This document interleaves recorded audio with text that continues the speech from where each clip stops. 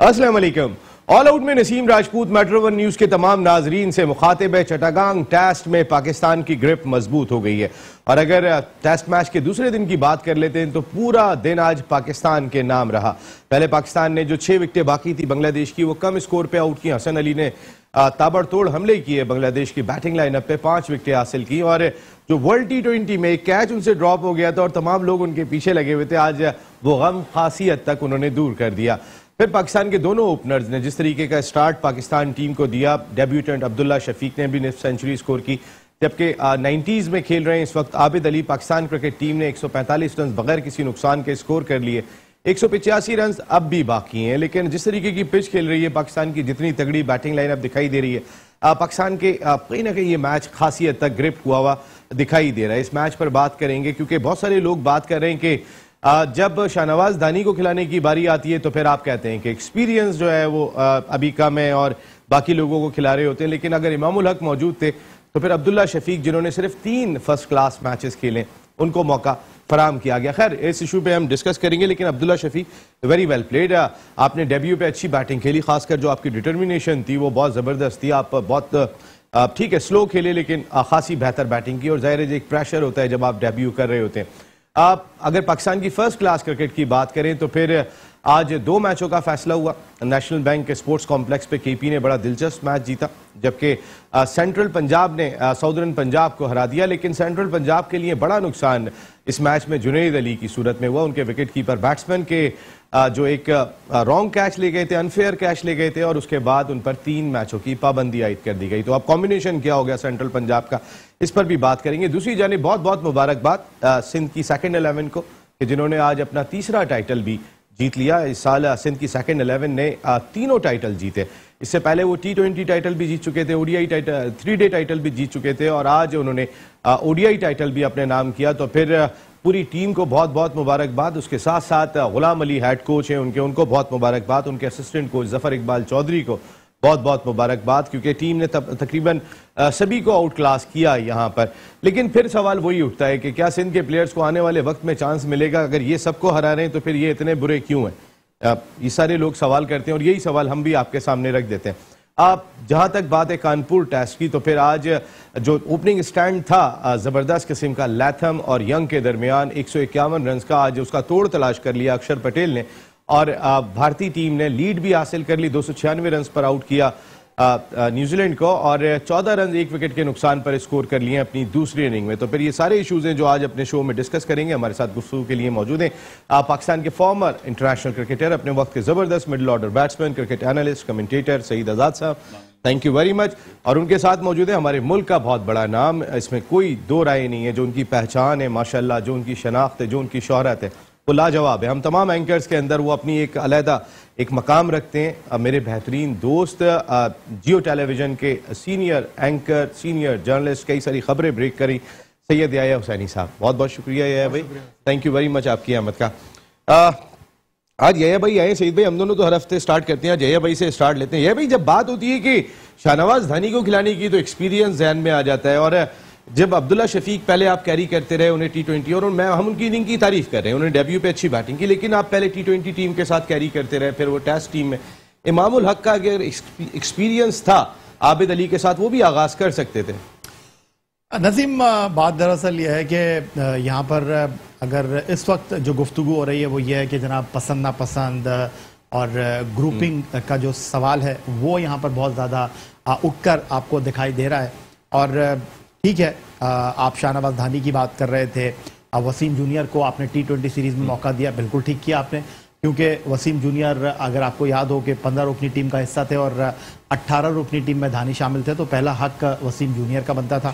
आखिरी मैच में आपने उनको मौका दिया, उनको डेब्यू कराया, बहुत अच्छा किया आपने। लेकिन यहाँ पर यह सवाल उठ रहा है, सबसे पहले तो मैं मुबारकबाद पेश करना चाहूँगा अब्दुल्ला शफीक को, जिन्होंने डेब्यू पर निफ्ट सेंचुरी स्कोर की। उनकी सलाहियतों पर, उनके क्रेडेंशियल पर, उनकी अहलियत पर किसी को कोई शक व शुबे की गुंजाइश नहीं है। लेकिन सबसे इंपॉर्टेंट पहलू यह है कि आप ये अरबों रुपए खर्च करके 6 टीमों का फर्स्ट क्लास क्रिकेट टूर्नामेंट क्यों करा रहे हैं? इस इवेंट में गुज़िश्ता साल 1249 रन स्कोर किए कामरान गुलाम ने, और कुछ लोग ये बात कर रहे हैं कि जनाब कामरान गुलाम तो मिडिल ऑर्डर में बैटिंग करते हैं, कामरान गुलाम तो इनिंग का आगाज कर रहे थे खैबर पख्तूनख्वा के लिए। फिर आपने 488 रन बनाने वाले इमामुल हक को 2 साल के बाद टेस्ट टीम के लिए कॉल किया। बात दरअसल ये है कि इस डेड पिच के ऊपर एक डेड रबर मैच तो मैं उसको नहीं कहूँगा, लेकिन यहाँ पर जिस तरह डर डर के आबिद अली खेले, ठीक है, उन्होंने ये कहा कि जनाब इस पिच के ऊपर बॉल ग्रिप कर रहा है। अगर बॉल ग्रिप कर रहा है नसीम राजपूत साहब तो 57 ओवर में 145 रन जस्टिफाई नहीं है। पाकिस्तान टीम बांग्लादेश की पहली इनिंग 330 रन से अब भी 185 रन पीछे है। बांग्लादेश ने कल 254 रन किए थे, 4 खिलाड़ी आउट हुए थे। फिर बांग्लादेश की टीम ने आज अपने बाकी मानदा 76 रन स्कोर किए और उनके 6 खिलाड़ी आउट हो गए। तो अब सवाल यह है कि अगर पाकिस्तान टीम को 185 रन करने हैं, हाँ। जिस पिच के ऊपर आप 57 ओवर बैटिंग करके 145 रन स्कोर करते हैं, तो क्या पाकिस्तान टीम को तीसरे दिन पूरे दिन बैटिंग नहीं करनी होगी? और जिस तरह बांग्लादेश की फर्स्ट इनिंग दूसरे दिन के पहले सेशन में क्लैप्स हो गई, खुदा न खास्ता अगर आपके साथ ऐसा होता है तो इस पिच के ऊपर आपको चौथी इनिंग खेलनी है। क्या ये सारी चीजें आपके जहन में नहीं है? अगर हैं तो फिर क्या आपकी ये जो बैटिंग है 57 ओवर में 145 रन ये जस्टिफाई करते हैं? बहुत इंपॉर्टेंट पॉइंट है कि लॉजिकल पॉइंट ये भाई ने ठीक है आप स्लो खेले, इस लिहाज से ये भाई ने बात की कि अगर आप सेट हो गए थे पिच पे, आपने वक्त गुजार लिया था, तो थोड़ा सा अपने पेस को बढ़ाते। अब्दुल्ला शफीक डेब्यूटेंट थे, ऐसा लग रहा है कि वो बिल्कुल उनके हाथ उन्होंने कोशिश की, या तो वो छक्का मार रहे थे या फिर वो सिंगल भी नहीं ले रहे थे। अब ये बहुत सारी देखिए 3 फर्स्ट क्लास मैचेस में आप कितना लर्न कर लेंगे। लेकिन सईद भाई ये बड़ा इंपॉर्टेंट पॉइंट रेज किया है कि अगर आपने तीसरे दिन बैटिंग आप पूरे दिन करते हैं, 300 रन भी कर लेते हैं, तो भी 185 आप निकालेंगे।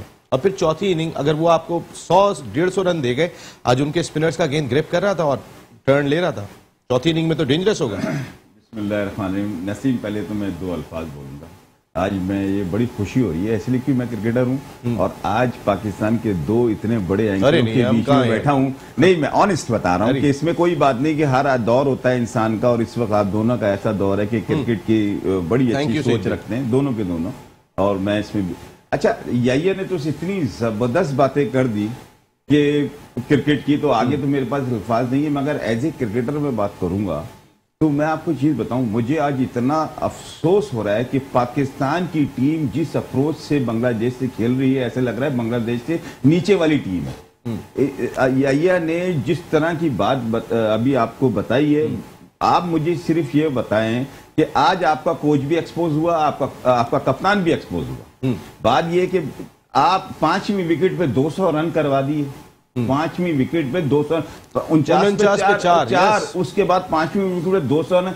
कभी ऐसा हुआ है? पाकिस्तान की अप्रोच ऐसी थी पाकिस्तान की, तो एक बांग्लादेश एक ऐसी पाकिस्तान के सामने एक टीम हुआ करती थी जिस टीम में ये होता था कि उसको हम ऐसा इस तरह से टास्क दिया करते थे उसकी टीम बन जाए। आज पाकिस्तान की पॉलिसी और पाकिस्तान की अप्रोच का ये हाल है कि हम कोशिश ये कर रहे हैं कि हम बच जाएं। तो भाई ये चीजें हमें निकालनी पड़ेंगी। नसीम, अभी जहां तक आपने एक बात की, आपने भी बाबर की कैप्टनशिप पे बात की, बात जरा रह जाएगी। जब 4 आउट कर लिए थे आपने, उसके बाद जब वो पार्टनरशिप पूरा एक सेशन खेल गई, बिल्कुल सेकंड सेशन, बिल्कुल, तो मैंने थर्ड सेशन में थोड़ा सा महसूस किया था कि बाबर घबराए हुए थे, हालांकि आपने 4 आउट तो किए हुए थे। ये घबराने की निशानी है जो कि 200 रन वो कर गए। मैं नो डाउट मैं मानता हूं कि विकेट बहुत अच्छी थी, मगर बांग्लादेश कभी भी देखें नसीम, मैं आज आपको उनके कई की प्लेयर नहीं खेल रहे, शकीब नहीं खेल रहे, तमीम नहीं खेल रहे, उनकी मेन बैटिंग तो है नहीं सर, सोनिया सरकार नहीं है, वो 200 रन की पार्टनरशिप कर गए। और देखें नसीम, मैं आपको ऑनेस्ट बताऊं कि आज इन्होंने, आपने बड़ी अच्छी बात की। पहली चीज तो मैं आपको बता दूं, फर्स्ट क्लास क्रिकेट में अपने पाकिस्तान के डोमेस्टिक क्रिकेट में अब्दुल्ला एक ही फर्स्ट क्लास खेला है। ये 2 मैच जो खेले हैं वो ए टीम के साथ खेले हैं फर्स्ट क्लास में।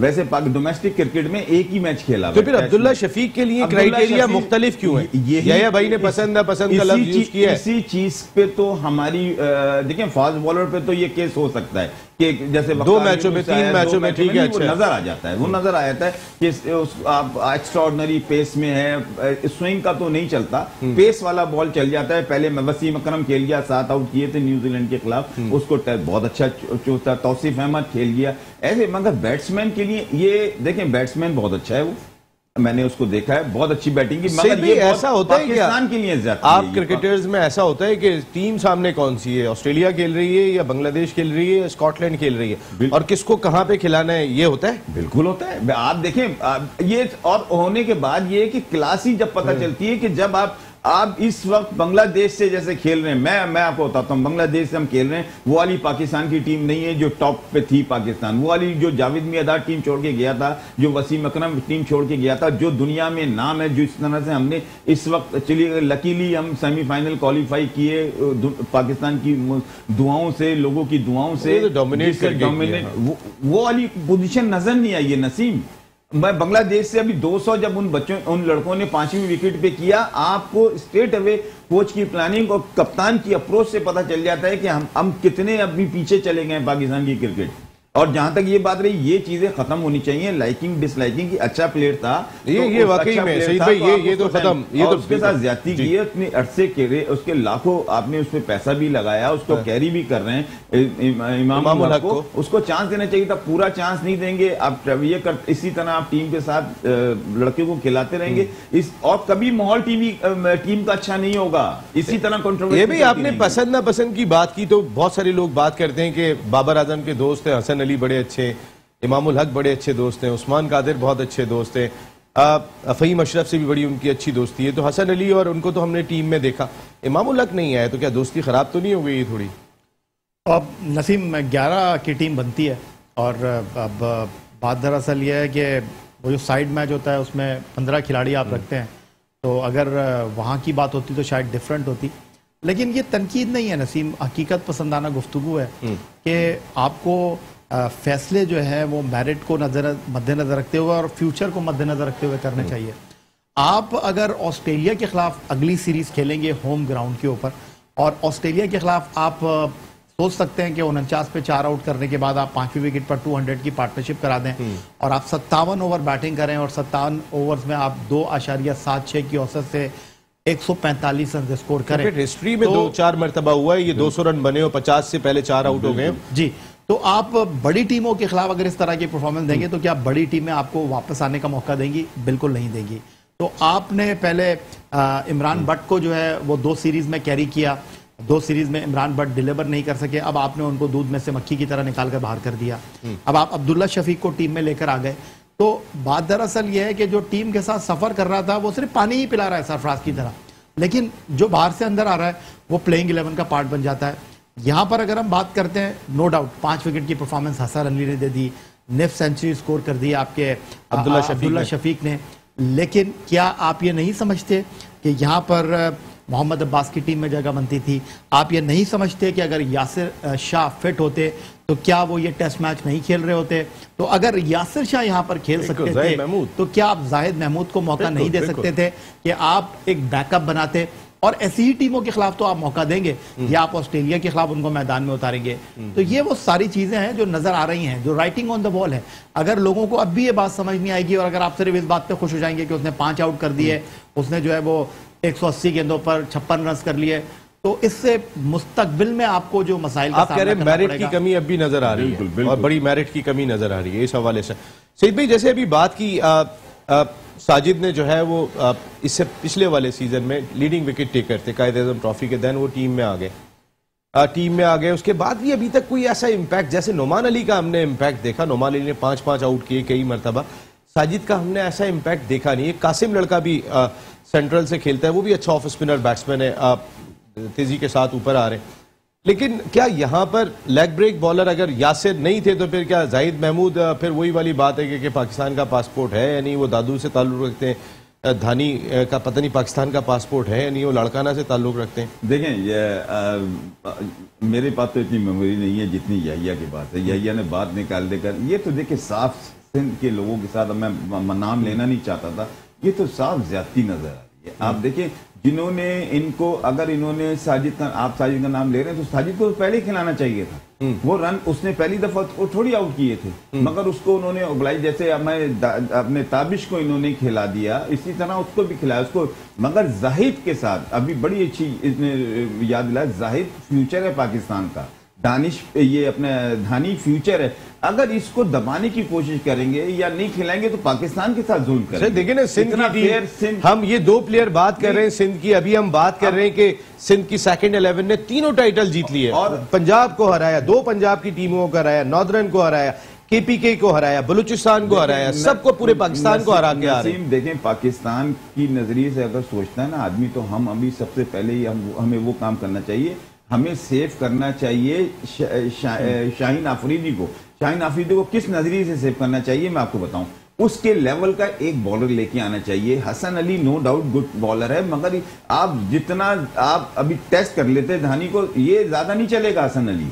देखें जो मैं उसको सामने से भी जानता हूं, उसकी हर चीज पोजीशन देखें ना आप, उसके साथ एक और तैयार करें। अब ये जो आपका वो बॉलर है अभी 100% थोड़ी तैयार हुआ है, हारिस सोहेल, वो 100% तैयार नहीं हुआ, मगर धानी 4-5 आपके बॉलर ऐसे फास्टेस्ट बॉलर होना चाहिए जो ऑस्ट्रेलिया टाइप के बॉलर, आपको पता हो बैक मेरी है, अभी आप उसको तैयार ही नहीं कर रहे। अब जैसे आपने जाहिद का नाम लिया, मैं ये समझता हूं कि पाकिस्तान में इस वक्त देखें यासिर नो डाउट उसकी खिदमत बहुत हैं पाकिस्तान के लिए, वो खेल गया है, अब उसको बात करना उस पर अनफिट है, बैड लग है, मगर खेल भी रहे तो वो इम्पैक्ट नहीं डाल रहा यासिर। इस वक्त टेस्ट लेवल के लिए जाहिद से अच्छा लेग स्पिनर नहीं है। उस्मान कादिर से बेहतर है मैं समझता हूँ। उस्मान का 5 डे में ठीक है, टेस्ट मैच में लंबी गेंद करना, उसके बाद फ्लाइट भी है। उस्मान कादिर के पास फ्लाइट नहीं है, हाइट उसकी बहुत अच्छी है और ऊपर से उसके अंदर पावर है। जाहिद जो हमने जो अब्दुल कादिर को देखा, मुश्ताक को देखा, जिस तरह यासिर को देखा, यासिर भी थोड़ा तेज करता है, मगर जाहिद में भी वही क्वालिटी है कि बड़ी क्रिकेट में 5 डे में आपको अच्छा लेग स्पिनर मिल सकता है, जैसे दूसरों ने नाम कमाया पाकिस्तान में यासिर में आपको, मगर ये ज्यादतियां नहीं होनी नहीं चाहिए, ज्यादतियां नहीं होनी चाहिए। इस वक्त ह्यूस्टन अमेरिका से हमें ज्वाइन कर चुके हैं farmer first class cricketer, show की जान द 1 2 3 साजिद खान। साजिद भाई बहुत ज्यादा साजिद ही क्रिटिसाइज हो रहे हैं यहाँ पे, और जाहिद महमूद को खिलाना चाहिए था, तो अपने हम नाम के बारे में आप क्या कहेंगे? बहुत शुक्रिया नसीम राजपूत साहब, आपको और हमारे मौजूद पैनल को बहुत बहुत सलाम। और यकीनी तौर पर देखें क्रिटिसाइज होना बिल्कुल सही है, बांग्लादेश और पाकिस्तान का तो कोई मैच ही नहीं है और टेस्ट मैच में दोस्तियां निभाई जा रही हैं। मैं ये समझता हूँ अब इमामुल्लाह का क्या कसूर था, अब्दुल्ला शफीक पे किसका हाथ है, और खुल्ला रमीज राजा का इन्वॉल्वमेंट लग रहा है। अब्दुल्ला शफीक, रमीज राजा चेयरमैन नहीं थे। देखिए एक बात साजिद खान साहब, जरा मैं इसलिए आपको कह रहा हूँ, रमीज राजा साहब से पहले उसको कैरी कर रहे हैं, अब्दुल्ला शफीक को पहले से आप कैरी कर रहे हैं, रमीज राजा साहब तो अभी की बात कर रहे हैं आप।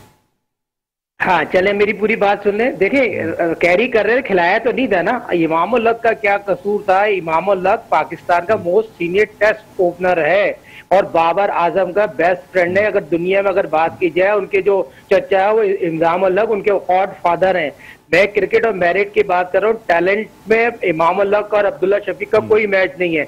अभी सही तादाद बात कर रहे थे जाहिद का, और जाहिद यकीनी तौर पर सिंध में, क्या सिंध का अगर 2 लड़के खेल जाएंगे, नुमान खेल जाएगा, जाहिद खेल जाएंगे, तो ये ज्यादती हो जाएगी। ये खुला मेरिट का कत्ल है। और टेस्ट मैच में जब 4 डे टेस्ट मैच खेला जाता है, 5 डे खेला जाता है, उसमें बॉलिंग पूरी खिलाई जाती है। आप यकीनी तौर पर साजिद को खिलाया, साजिद उस तरह के बॉलर नहीं है। यहाँ पर जाहिद को खिला सकते हैं तो उस्मान कादिर को खिला सकते थे। और जिस तरह आपने देखा होगा अब जिस तरह पाकिस्तान और बांग्लादेश का टेस्ट मैच खेला जा रहा था ना, ये कोई पाकिस्तान की बॉलिंग, शाहनशाह आफरीदी की बात करूं, हसन की बात करूं या फहीम की बात करूं, तो एक तरह की पेस से बॉल करे, रिवर्स स्विंग को आता नहीं है, चैनल पे बॉल नहीं करते। और जिस तरह बांग्लादेश ने 4 विकेट गिरने के बाद गेम में वापस आया ना, और रहीम की जितनी भी तारीफ की जाए, वर्ल्ड क्लास बैटिंग की है उसने और बेहतरीन, मैं समझता हूँ बेहतरीन इनिंग खेली है। मगर यहाँ पर बाबर स्लो खेल रहे हैं क्या हमारे ओपनर्स? हमने चौथी इनिंग खेलनी है, हमने चौथी इनिंग खेलनी है। क्या आज जितने 50+ ओवर्स में हमने 145 रन स्कोर किए, तो क्या स्लो खेले? बहुत स्लो खेले। और आपने देखा होगा जब आप बात करें, चौथी इनिंग आपको खेलनी है, चौथी इनिंग में आपके पैटों पे बॉल लगेगी, जिस तरह रिजवान कीपिंग कर रहे थे और जिस तरह हसन बॉलिंग कर रहे थे, और बॉल बहुत लो रह रहा है। और लो रहने का मकसद ये होता है आगे जाके मुश्किलात होगी।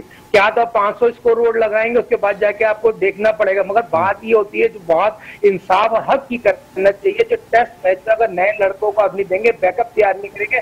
मेरा मकसद ये है, जाहिद बहुत आउटस्टैंडिंग बॉलर है, उसको आपको कॉन्फिडेंस देना चाहिए। नुमान ठीक है, दोनों का ताल्लुक सिंध से है, चलो सिंध के 2 ऐसे स्पिनर होते, पाकिस्तान का अगर इस साइड खेल के साथ अगर खेलता तो अच्छा पोजीशन बहुत मुख्तलिफ होती है। मुख्तलिफ होने के लिए आपको कड़वा गुड़ पीना चाहिए। जिस तरह कड़वा गुड़, मैं दोबारा अब्दुल्ला शफी की बात उस तरह टेस्ट कैप बांट देते हैं यार। ठीक है, उसने वनडे में अपने ए टीम के खिलाफ सेंचुरी बनाई, कैरी की, मगर मैं खुला कहूंगा यहाँ पर किसी के पीछे, इसके पीछे किसका हाथ है ये बात पता चलना चाहिए। इस तरह का टेस्ट कैप दे दीजिए, ठीक है, 200 कर दे, 150 कर दे, बात ये नहीं होती है किसी के भी। मामला के 50 की तारीफ तो करें ना आप, ये तो ना करें कि आप तारीफ ही नहीं कर रहे। भाई 50 रन किए, 145 रन आपके ओपनर्स ने किए। लेकिन साजिद खान साहब, आपको मुझे यहाँ ब्रेक लगाना पड़ेगा क्योंकि मैं खुद ब्रेक लगाने के लिए जा रहा हूँ। ब्रेक का वक्त हो गया है, तो ऑल आउट में एक छोटा सा ब्रेक ले रहे हैं। ब्रेक के बाद जब वापस आते हैं तो सईद आजाद साहब, सैयद याहिया हुसैनी साहब, सईद खान साहब हमारे साथ मौजूद होंगे। ब्रेक के बाद वापस आते हैं जी। ऑल आउट में एक मरतबा फिर आपको खुशामदीद कहते हैं। बात कर रहे हैं चटागांग टेस्ट पर, जहां पाकिस्तान क्रिकेट टीम ने कहीं ना कहीं ग्रिप तो जरूर हासिल कर ली है, क्योंकि कल पहला दिन अगर हम देखते हैं 49 for 4 थे बांग्लादेश। देन दोनों सेशन जो लिटन दास और मुशफिक और रहीम खेल के गए थे, 200 प्लस की पार्टनरशिप की थी, तो ऐसा लगता था कि बांग्लादेश बड़ी डेंजरस साबित होगी आने वाले वक्त में। लेकिन हसन अली की शानदार बॉलिंग, 5 for 51। क्या कहा हसन अली ने, जरा सुन लेते हैं। आज दूसरे दिन के खेल से पहले उन्होंने क्या कहा था, जरा सुनिएगा। देखिए, पिच जो है वो स्लो पिच है। वी ऑल नो कि यहाँ पे जो है वो पिच स्लो होते हैं और बिल्कुल हमें राइट एरियाज पे बॉलिंग करनी पड़ेगी और कोशिश करेंगे कि राइट एरिया पे बॉलिंग करें ताकि बैट्समैन मिस्टेक करे और हमें ज़्यादा चांस मिले विकेट से। हसन अली को आपने सुना कि स्लो पिच है, हम यही बात कर रहे थे। अभी याहिया भाई ने भी ये बात की, सईद भाई ने भी ये बात की, साजिद भाई ने भी यही बात की कि स्लो पिच है, यहाँ पर हम इतना स्लो ना खेलें, हमने चौथी इनिंग यहाँ पर खेलनी है। लेकिन आज जो 93 रन की शानदार इनिंग खेली पाकिस्तान के ओपनिंग बैट्समैन आबिद अली ने क्या कहा, वो भी सुन लेते हैं। फर्स्ट क्लास क्रिकेट को क्रेडिट दिया। बेसिकली जो सबसे जो इम्पोर्टेंट चीज़ है हमारी फर्स्ट क्लास क्रिकेट है, तो वो मैं जाके खेला, वहाँ से मैं कॉन्फिडेंस मैंने लिया। वहाँ पे मेरी जो परफॉर्मेंस चल रही थी सेंटर पंजाब की तरफ से, तो उसका मुझे बहुत ज़्यादा फ़ायदा हुआ। बड़ी बड़ी इनिंगें, लंबी इनिंगें मैंने खेली वहाँ पर, तो उसका जो मुझे कॉन्फिडेंस मिला यहाँ पर आके, यहाँ की जो मैनेजमेंट की। बिल्कुल, फर्स्ट क्लास क्रिकेट की बात की तो अब चलें कुछ फर्स्ट क्लास क्रिकेट की भी बात कर लेते हैं। चूंकि आबिद अली ने ये बात की थी, तो ये भाई मैच हुआ सेंट्रल पंजाब और साउदर्न पंजाब का। जुनैद अली 3 मैचों की पाबंदी होगी, सेंट्रल पंजाब ये मैच जीतने में कामयाब हो गई। वो कैच उन्होंने अनफेयर कैच लिया था, तो जरा इसके बारे में कहें कि ये सजा थोड़ी सी ज्यादा सख्त लग रही है, लेवल 3 का ऑफेंस करार दिया गया। देखिए नसीम, बात दरअसल ये है कि कप्तान के ऊपर बड़ी भारी जिम्मेदारी होती है क्रिकेट के खेल में। जो यासर ने किया और उसके बाद उन्होंने बॉल को उठाया, उनको अखलाकी तौर पर जो है इस बात का जो है इदराक था, या अगर उनसे गलती में हो गया वो एक अलग बात है। जहाँ तक आपका ये कहना है कि उनको क्या बहुत ज़्यादा पाबंदी का सामना करना पड़ा, तो अब इस पर तो मैं कोई तबसरा नहीं कर सकता क्योंकि मैच रेफरी का डिसीजन है। But on the other side, जो कि इस वक्त आमतौर पे आप मैच रेफरी के डिसीजन को छोड़ते नहीं, आज तबसरा नहीं कर रहे हैं। नहीं नसीम, मैंने आपसे कहा ना, क्योंकि जो अनफेयर आप चीज़ करेंगे, क्योंकि माजी में कई ऐसी मिसालें मौजूद हैं, इसीलिए वही मैं आपसे बात कर रहा हूँ ना कि अगर आप देखें कि सिर्फ देखा था शाहीन शाह अफरीदी ने, उनको फाइन हुआ, तो आपको क़वानीन इसीलिए सख्त बनाते हैं कि लोग जो हैं फिर उनके लिए चीज़ें निशाना इबरत हो। लेकिन यहाँ पर वो कहते हैं ना कि सुई में से जो है वो हाथी निकल जाता है और बहुत छोटी सी चीज़ जो है वो पकड़ाई में आ जाती है। तो ये सारी चीज़ें हैं। सबसे पहले तो पाकिस्तान क्रिकेट बोर्ड को ये बताना चाहिए कि फैसल इकबाल जो है अब वो एक तरफ ब्रेक ले रहे हैं, दूसरी तरफ वो T10 में हमें डग आउट में नज़र आ रहे हैं। फिर उसके बाद हम बात करते हैं फर्स्ट क्लास क्रिकेट की, तो फर्स्ट क्लास क्रिकेट में ये भी बताना चाहिए कि जी अहमद शहजाद अनफिट हो गए थे, तो हुमायूं फरज जो हैं वो 12वें खिलाड़ी की हैसियत से काम कर रहे हैं, आकर फील्डिंग कर रहे हैं। तो यहाँ पर मुंह पर उंगली रखने की बात नहीं है, बिल्कुल आपका काम है राइट डायरेक्शन में चीज़ों को लेकर चलना चाहिए, आपको चीज़ों को पेनलाइज करना चाहिए, इसमें कोई शक व शुबे की गुंजाइश नहीं है। लेकिन ये जो बहुत बड़ी बड़ी मिसालें हैं, इनके ऊपर भी तो आपको देखना चाहिए। आप एक तरफ बात करते हैं कि जी निज़ाम बन रहा है, क्वालिटी हो रही है, क्वांटिटी जो है वो कम हो गई है, अब बहुत सारे लोग आपको नज़र नहीं आएंगे, कम लोग नज़र आएंगे, लेकिन क्वालिटी, तो ये आपकी क्वालिटी क्रिकेट हो रही है। तो ये बिल्कुल मैं इस बात से इत्तेफाक नहीं करता नसीम। वो तो एक कवायद और ज़वाबित का फैसला है कि खिलाड़ी ने गलती की, खिलाड़ी ने कैच लिया, उसने अनफेयर तौर पर ये भी तो हो सकता है कभी कभी वो डाइव मार रहे होते हैं, आगे जज नहीं कर पाते कि बाउंस। देखिए विकेट कीपर का मुंह अगर गेंद आगे गिर रही होती है तो हमेशा वो यूं करके गेंद लेते हैं। सईद भाई ऐसा नहीं होता, सामने देखता हुआ कोई विकेट कीपर नहीं देखा मैंने। अब वो बाउंस हुआ था या डायरेक्ट आ गया था, कोई मिसअंडरस्टैंडिंग भी एज ए प्लेयर हो सकती है, पॉसिबिलिटी है जी। नसीम देखें, फिर मैंने आपसे वही बात की ना कि ये चीज़ें तो कवानीन के अंदर है और आप कवानीन के दायरे में रहते हुए इन चीज़ों का फैसला करते हैं।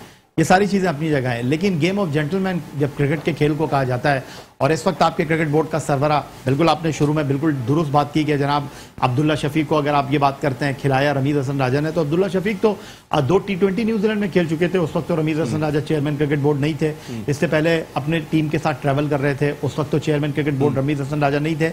आपको सियाको सवात के हवाले से बात करनी चाहिए, लेकिन अभी फैसल इकबाल गए, chairman cricket board Ramiz Hasan Raja साहब हैं। अभी आपका फील्डिंग कोच जो है वो 12वें खिलाड़ी की ऐसे फैसल इकबाल वापस आएंगे आपके ख्याल में, जिस तरीके के मामलात उनके हो गए थे प्लेयर्स के साथ? देखिए नसीम राजपूत साहब, बात दरअसल ये है कि फैसल इकबाल को एक अच्छा मौका मिला था, और जब आप खिलाड़ी नहीं रहते, आप कोच बनते हैं, तो आपको बहुत सारी चीज़ों को सेक्रीफाइस करना पड़ता है। आप नहीं करेंगे, आप अपने आप को उन चीज़ों के हिसाब से नहीं ढालेंगे, तो फिर आपको चीज़ों को लेकर चलना बहुत मुश्किल हो जाएगी। फैसल इकबाल आई थिंक मेरा ख्याल है लकी है कि पाकिस्तान में तो बड़े बड़े क्रिकेटर मौजूद हैं, लेकिन बलूचिस्तान ही सही वो कोच बने हैं, नंबर 1 टीम के कोच बने हैं। तो मेरा ख्याल है कि बलूचिस्तान में अमूमन वो लड़के खेलते हैं जो कि बड़े प्लेयर होते हैं, लेकिन उनको दूसरी टीमों से जगह नहीं मिल रही होती। तो अगर आप देखें, ये इमामुल हक बलूचिस्तान से खेल रहे थे, हारिस सोहेल बलूचिस्तान से खेल रहे थे, इमरान भट्ट बलूचिस्तान से खेल रहे थे।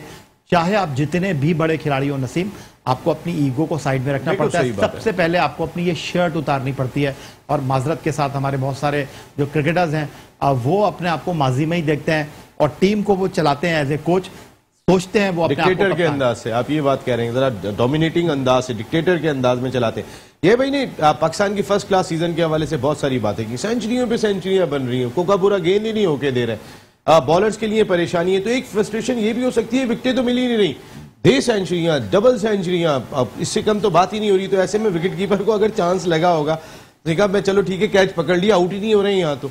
लेकिन सईद भाई मेरा एक पॉइंट ये है कि अगर जुनैद ने गलत किया, सजा मिलनी चाहिए, जाहिर है आपने कानून की खिलाफ वर्जी की, लेकिन एक विकेट कीपर या कोई फील्डर भी होता है, अगर आप खड़े होते थे, कैच आता था और आगे गिर रहा होता था, तो आप गेंद को ऐसे देखते हुए कभी भी नहीं उठाएंगे, आपका मुंह थोड़ा सा तो हट ही जाता है। और विकेट कीपर तो आमतौर पे कोई अनइवन बाउंस हो जाए, आके लग जाए, तो वो अपने चेहरे को हटा लेते हैं।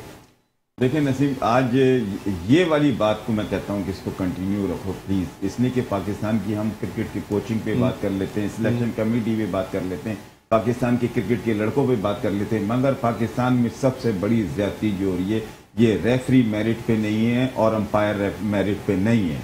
ये इतनी बड़ी क्रिकेट करा रहे हैं, ना अंपायरों का पता है कि वो कहां से आए, किधर से आए, कैसे पास होते हैं। क्रिकेट स्टैंडर्ड की हो रही है, स्टैंडर्ड में क्रिकेट देखें। बात ये है कि आपने अभी ये जो डिसीजन हुआ है, मैं आपको बताता हूं कि अगर मैं रेफरी होता तो मुझे ये आइडिया होना चाहिए कि मेरा मकसद क्या है, मेरी सीट की क्या रिक्वायरमेंट है। मेरी सीट की रिक्वायरमेंट ये है कि पाकिस्तान के टैलेंट को ऊपर लेके आना, और जो जैसे YN ने बोला है कि जिस किस्म का उसने अमल किया उसको दबाया जाए, लेवल 3 ऑफेंस करार दिया गया। मगर आपस की बात यह है कि जिस तीन मैच का उस पर बैन लगाना, और उसके बाद इस डिसीजन पे बहुत आपने बड़ी अच्छी बातें की कि अचानक भी हो सकता है, सब भी होता है, मगर उसका कैरियर आपने तबाह कर दिया। बेस्ट विकेट कीपर जा रहा था इस वक्त वो लड़का। मैं एक टेक्निकल सवाल आपसे करूंगा जी, आप करें। एक लेग अंपायर खड़ा हुआ है, ठीक है, लेग अंपायर की अपनी भी तो एक जजमेंट होती है, वो तो देख रहे होते हैं कि गेंद ने बाउंस किया है नहीं किया, या वीडियो भी बना रहे हैं, एक क्रिकेट बोर्ड का कैमरा भी लगा हुआ है, उसको चेक क्यों नहीं कर लेते हैं? चेक कर लेते हैं, अंपायर ने पूछा नहीं लेग अंपायर से। मैं सिर्फ यही बात कह रहा हूँ, तो इनका कसूर कितना बड़ा है? उस बच्चे के साथ मैं बच्चा तो नहीं कहे सर, गलती तो है ना, जो गलती है सजा बड़े ठीक है, हार्श हो गई। क्रिकेट का जो मैं खुद क्रिकेटर था, तो बहुत छोटा टाइम होता है। अब स्पेशली अब जो डिपार्टमेंट बंद हुए हैं जब से, अब ये रीजन की क्रिकेट में, ये सूबे की क्रिकेट में इतना टाइम नहीं होता, पता नहीं अगले साल हो या ना हो, मगर उसका कैरियर तबाह कर दिया, एक बंदे की जिंदगी खत्म हो गई इस डिसीजन से। इसको देखना चाहिए था कि वो क्या किस नौयत का है, अगर उसको और जुर्माना लग सकता, अभी तो यंग है, 3 मैचों के बाद 23। मैंने आज इसकी ये जब खबर मेरे पास आई, बैटिंग भी अच्छी की है जुनेद ने, नहीं जुनेद ने बैटिंग अच्छी की, टीम को कंटिन्यू परफॉर्म कर रहा है, गुड ऑलराउंडर है। और मुझे क्रिकेटर्स ने बताया है, इसने कि मेरी इससे भी बात हुई है, अपने अकरम रजा से भी मेरी बात हुई इस सिलसिले में, इसने कि बहुत बड़ा उसके ऊपर वो किया है, सीजन ऑफ हो रहा है और बेस्ट विकेट कीपर हो जाता, हो सकता है पाकिस्तान को अच्छा मिल जाता। पीछे का भी उसका पूरा बैकग्राउंड देखना चाहिए था कि पीछे उसकी क्या रेपुटेशन है डोमेस्टिक क्रिकेट में, या क्या चीज है। रेफरी को हर चीज को देखना चाहिए था, यहाँ रिलैक्सेशन दे देता, उसको कुछ और जुर्माना लगा देता, एक मैच का लगा देता, एक मैच ये थोड़ा सा ज्यादा हो गया। आप साजिद खान साहब इस जुर्माने पे बात कर रहे हैं, जुर्माना नहीं, उस पाबंदी पे बात कर रहे हैं जो लेवल 3 ऑफेंस के सिलसिले में जुनेद अली को मिली है 3 मैचों की। आप जितनी आपने साजिद भाई स्लिप में खड़े होते थे, जब विकेट कीपर कोई अनइवन बाउंस होके आ जाती थी, गेंद थोड़ी आगे गिर रही होती थी, महसूस होता था, तो आपकी आईसाइड हट जाती थी विकेट कीपर की आमतौर पे। और क्या ये सजा थोड़ी सी ज्यादा है? बहुत ज्यादा है, और मेरिट का खुला खुला कटर है यहाँ पर। जिस तरह नाअहल मैच रेफरी होंगे, कोच नाअहल होंगे। अकरम रजा की बात कर रहे हैं सईद, अकरम रजा की क्वालिफाइड कोच है, सिफारशी कोच है। पहले तो ये बताया जो पास उन्होंने काम किया, इनको कोच रखा किसने? पहले तो ये मुझे बताइए। पाकिस्तान क्रिकेट बोर्ड जो कोचेस हैं वो मेरिट पर काम कर रहे हैं, फिर मैच रेफरी की बात कर रहे हैं, आप एम्पायरों की बात करें, सारा सिस्टम का सिस्टम। लेकिन आपके गुलाम अली, आपके दोस्त गुलाम अली ने और जफर इकबाल चौधरी को तो क्रेडिट दें, आज सिंध को 3 टाइटल जिता दिए दोनों ने। देखिए जफर अली, गुलाम अली की जब हम बात कर रहे हैं, पिछले 3 साल तो बहुत आउटस्टैंडिंग कोचिंग कर रहे हैं, उनकी कारकर्दगी में सिंध की टीम जीती है। मगर जो 6 कोचों की बात हो रही है, सईद आजाद साहब बात कर रहे हैं ना, सईद आजाद साहब आप ये बताइए, अकरम रजा साहब की बात कर रहे हैं, मैं आपसे बात कर रहा हूँ, अकरम रजा मेरिट पर आया कोचिंग पे? बात मुझे ये बताइए, अकरम रजा ने क्या पास में नहीं किया था 94 में? और सलीम मलिक के बेस्ट फ्रेंड होते थे, 1 2 3 करने में बड़े आगे होते थे। ये पाकिस्तान में क्या हो रहा है पहले तो मुझे ये बताएं। और पाकिस्तान की फर्स्ट क्लास में जो एम्पायर है वो जागीरदार बन जाते हैं, बदमाश बन जाते हैं, जिसको चाहते फाइन करते हैं, जिसको चाहते वो करते हैं। ये खुला बहुत बड़ी ज्यादती है। ये 3 मैचों की बैंड बहुत ज्यादती है, एक मैच की बैंड लगाना चाहिए। जो टैलेंटेड अपकमिंग फ्यूचर है पाकिस्तान का, तो आपके 2003 में चले गए, राशिद लतीफ ने कैच छोड़ा था, 5 मैचों की बैंड लगे, बारी हो गया। उसके बाद इंजी ने कप्तानी करी, पीछे मुड़ के नहीं देखा।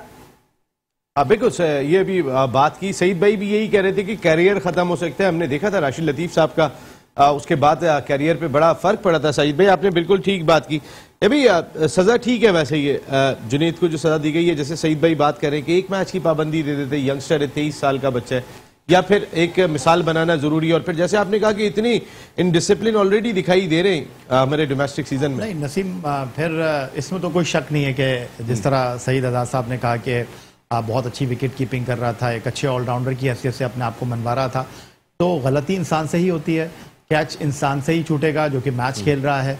लेकिन आप हैवी फाइन कर सकते थे, लेकिन आपने 3 मैचों की पाबंदी लगाकर अगर मैं ये कहूं कि उनके करियर के साथ खेलने की कोशिश की है, तो ये इसमें कोई 2 राय नहीं है। आप हैवी फाइन कर सकते थे, क्योंकि देखें फाइन अगर आप करते तो बंदा आगे सोचेगा इस चीज़ को, क्योंकि अभी तो उन्होंने अपना करियर शुरू किया है। लेकिन दूसरी तरफ आपने उनको 3 मैचों की पाबंदी लगाकर जो है सर्किट से बाहर कर दिया है, उनको ऑफ ट्रैक कर दिया है। तो ये आई थिंक मेरा ख्याल है थोड़ा ज़्यादा हो गया है। उन्होंने ना तो किसी का गिरेबान पकड़ा है, ना उन्होंने किसी के साथ बदतमीजी की है, ना वो इनडिसिप्लिन हुए हैं। तो यहाँ पर एक तरफ आप उमर अकमल को जो है एकदम सिस्टम से आउट कर देते हैं, अचानक पीएसएल के ड्राफ्ट से पहले उमर अकमल को जो है आप खेलने का मौका फराहम कर देते हैं। दूसरी तरफ अभी फैसल इकबाल की इंक्वायरी ही चल रही है। तो ये सारी चीजें हैं जो आपके सिस्टम की खराबियों की। कल क्या करना चाहिए प्रोग्राम? हमारा टाइम खत्म हो रहा है। कल पाकिस्तान की प्लानिंग क्या होनी चाहिए, क्योंकि चौथी इनिंग खेलनी है तो आप लंबी बारी लें। देखिए नसीम, इसमें तो कोई 2 राय है नहीं कि अभी आपके फॉर्मर कैप्टन अजहर अली मौजूद हैं, वो भी स्ट्रगल कर रहे हैं, सर्वाइविंग मोड में है वो, तो डेफिनेटली वो भी आकर खुला तो नहीं खेलेंगे। फिर फवाद आलम जिस तरह की बैटिंग करते हैं वो भी टाइम लेंगे। अब बाबर आजम स्ट्रगल कर रहे हैं, 3 मैचों में सिर्फ 27 रन उन्होंने स्कोर किए T20 मैचों में। टेस्ट क्रिकेट में वो कुछ इतने अच्छे टच में आपको दिखाई नहीं दे रहे। तो आपकी बैटिंग लाइनअप तो बहरहाल टाइम लेगी बल्लेबाजी करने में, लेकिन ठीक है। अब्दुल्ला शफीक पहला टेस्ट मैच खेल रहे थे, उन्होंने टाइम लिया, लेकिन आई थिंक थोड़ा स्लो खेले। लेकिन उससे बढ़कर ये टेस्ट मैच जो है, आबिद अली जो अभी थोड़ी देर बाद पहले बात कर रहे थे कि जी सिस्टम को क्रेडिट दे रहे हैं, कोचिस की तारीफ कर रहे हैं, इससे आगे बढ़ना चाहिए, इससे आगे निकलना चाहिए। बात दरअसल ये है कि आबिद अली तो थ्रू आउट इस टीम के साथ ट्रैवल कर रहे हैं, उनको तो दिलोरों की तरह खेलना चाहिए था। जिस तरह आपके वजीर आजम कहते हैं घबराना नहीं चाहिए, उनको तो कम से कम चढ़कर खेलना चाहिए था। वो नहीं खेले। वो कहते हैं ना खरबूजे को देख के खरबूजा रंग पकड़ता है। अब्दुल्ला शफीक ने बोला भाई जो टेस्ट टीम का परमानेंट पार्ट है वो इतना शेल में खेल रहा है, मुझे क्या जरूरत है। बिल्कुल ठीक है, thank you very much Syed Yahya Hussaini साहब, आप ऑल आउट का हिस्सा बने। Thank you very much Saeed Azad साहब, बहुत बहुत शुक्रिया। साजिद खान साहब thank you very much. Pakistan cricket team अच्छा ठीक है, कमांड जरूर 2 दिन में हासिल कर लिए, लेकिन इस मैच को जीतने के लिए अभी भी बहुत कुछ करना होगा पाकिस्तान के बैट्समैनों को। और ये तीसरा दिन जो कल का दिन है वो सईद भाई बहुत इंपॉर्टेंट है। साजिद भाई वाकई में आप भी यही कहते हैं, मैं समझ गया हूँ, कल का दिन बहुत इंपॉर्टेंट है। कल फिर टेस्ट मैच पर बात करेंगे। नसीम राजपूत अपनी पूरी प्रोडक्शन टीम के साथ चाहता है इजाजत, जिंदगी रही तो फिर कल रात को 10 बजे आपसे फिर मुलाकात होगी। टिल देन अल्लाह निगहबान।